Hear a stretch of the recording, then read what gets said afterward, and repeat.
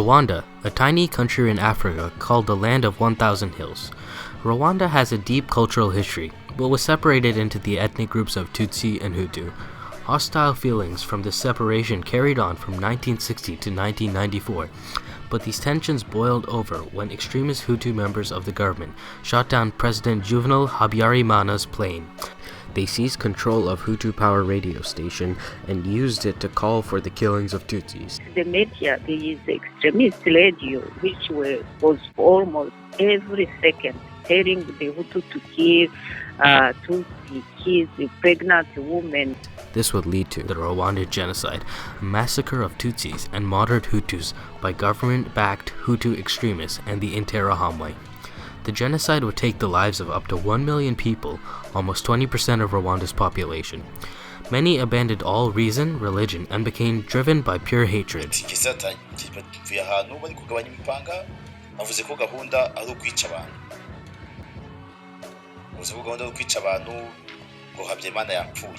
Yet while millions were slaughtered in Rwanda, the world just stood by and watched. The French president, François Mitterrand, said in such countries, genocide is not too important. Countless other countries failed to act, and UN troops in Rwanda were given explicit instructions not to go out and try to save people. While the world did nothing, 3 different men, Paul Rusesabagina, a hotel worker, Carl Wilkins, a member of an Adventist development group, and Mbaye Diagne, a Senegalese UN soldier, decided to take a stand against these injustices. They were from different countries, had different occupations, and came from different walks of life. But one thing united them: their desire to take a stand against injustice, using diplomacy and action. Diplomacy. Carl Wilkins negotiated with and convinced the Hutu Prime Minister, John Kambanda, who backed the Hutu militias in the killings, to spare the lives of the children at Gisimba Orphanage. I don't think it's so much about what I said to him as the fact that I was physically there in his presence. It's very, very hard to fully appreciate the power of presence. We often think it's something we said or did, and being present is something you do, but it's also not like, often we think, well, I was present. You're like, well, what'd you do? And no, I was present, just being physically present, putting the request there. He was able to save many others by seeking the help of Hutus, many of whom were perpetrators. Despite Wilkins being an American, he was able to exploit his connections and make sure that many refugees were safe. Captain Mbaye Diagne of Senegal was a great diplomat and an excellent speaker as well. Instead of threatening people with weapons, he was able to get what he needed with money and relaxed conversations. Diagne was assigned to Kigali for the UN mission under Commander Romeo Dallaire. Mbaye Diagne took a stand against the Rwandan genocide by risking his own life and was able to get through checkpoints with civilians in his car on a daily basis. Because of his extensive military contacts and ability to engage in side conversations with the Hutu officials, he was also able to escape tough situations with quick jokes, bribes of money, cigarettes, and alcohol despite being a strict Muslim. Diagne's fellow soldier on the mission, Babakar Faye, notes how Diagne always carried money with him that would be used as bribes to save Tutsis from Hutu-controlled areas. It is estimated that Diagne passed up to 23 roadblocks per rescue mission, while knowing that each one could be his last.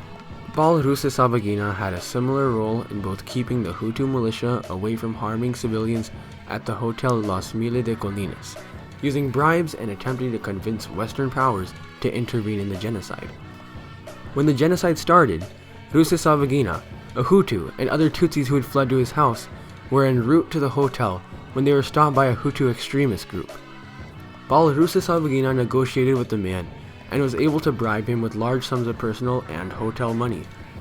Rusesabagina even bribed Augustin Bizimungu, a Hutu extremist who was later convicted of genocide. Through his negotiation skills and his ability to keep his cool and convince others, Rusesabagina was able to keep many refugees safe. Action.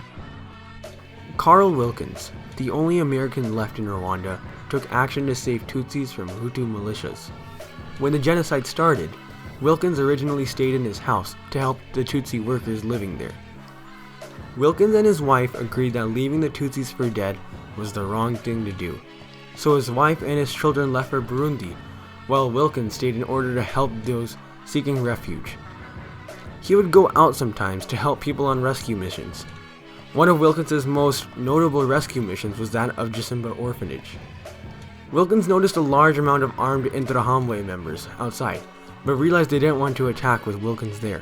To prevent an attack, Wilkins took a stand against the Hutu militia and stayed the night with over 400 orphans and workers in order to protect them with his presence. In the morning, he left them with 4 grenades as he went to find the governor in order to try and get some support to protect the orphanage. Once they shot the back window out of my car, which was more than enough. There were times I had many bullets that came in the house. I have a little sock full of bullets and Wilkins persevered through the shooting, and after Wilkins used his diplomacy to negotiate the safety of the children, he went back to the orphanage and used his connections to get an armed bus convoy to transport the orphans to San Miguel Cathedral. By doing so, Wilkins saved many children and gave those doomed to death a chance at a future. Mbai Diagne was also someone who took action against the genocide. When President Habyarimana's plane was shot down, the Presidential Guard betrayed Prime Minister Agathe Uwilingiyimana and murdered the UN peacekeepers as well as herself and her husband. Later, Diagne and other UN workers arrived at the compound and found her children hidden. Despite lacking authorization to move the children, Diagne stepped up and drove the children to the safe haven of the Hotel Mille des Collines. Diagne also saved many at the Saint Famille church compound from Interahamwe militiamen and radicalized priests. UN rules of engagement prohibited UN peacekeepers from going out and trying to save people, but Diagne ignored these orders and went out to save many people. Mbai Diagne could have listened to his UN commander's orders, but with sheer courage he went through dozens of Hutu roadblocks with Tutsis hidden in the back of his jeep because he was determined to save the people from almost certain death at the hands of the Hutu militias. The head of humanitarian missions in Rwanda said, "Here's someone who stepped out of line, and the general is not going to discipline him because he's doing the right thing." Diagne died trying to negotiate peace and bring messages between the Hutu militias and the UN. The US State Department estimates that Mbai Diagne saved up to 600 lives in the Rwandan genocide. Paul Rusesabagina took action by helping to secure the Hotel Mille des Collines as a refuge. When the manager of the hotel fled, Rusesabagina took a stand and secured permission from the hotel owners to become the manager. Because of his actions, the hotel had become a safe haven during the genocide. People fled from the government and Interahamwe-controlled zones to seek refuge. Rusesabagina used his resources to ward off the Hutu militia that lingered outside the hotel, and was successful in doing so because not a single refugee was harmed. When the RPF reclaimed the city and ended the slaughter of the Tutsis in Kigali, survivors from the hotel were protected by the UN to survive the genocide under the watch of Paul Rusesabagina. It is estimated that Mr. Rusesabagina saved 1,258 lives. Nearly every country in the world abandoned the people of Rwanda and watched from afar, whether on the ground or from abroad. It's so disappointing because many people died in front of the eyes of foreigners' country. These 3 men acted selflessly in order to save the lives of thousands of Rwandans, many of which they didn't know personally. Edmund Burke once said, "The only thing necessary for the triumph of evil is for good men to do nothing." Unfortunately, in Rwanda there were not enough good men. The world must never forget the lives lost in Rwanda and how it could have been avoided if more people had taken a stand. The lives of thousands of people could have been tragically cut short if Rusesabagina, Diagne, and Wilkins failed to take a stand. As Rwanda and the rest of the world continues to develop, we must all use the mistakes of the past to realize the importance of taking a stand. We cannot be bystanders to the deaths of thousands of innocents. The mistakes of the past constantly threaten to repeat themselves, like what is currently happening in Burma, and as humanity, we must think back to the actions of Paul Rusesabagina, the diplomacy of Mbai Diagne, and the selflessness of Carl Wilkins, and take a stand against these injustices.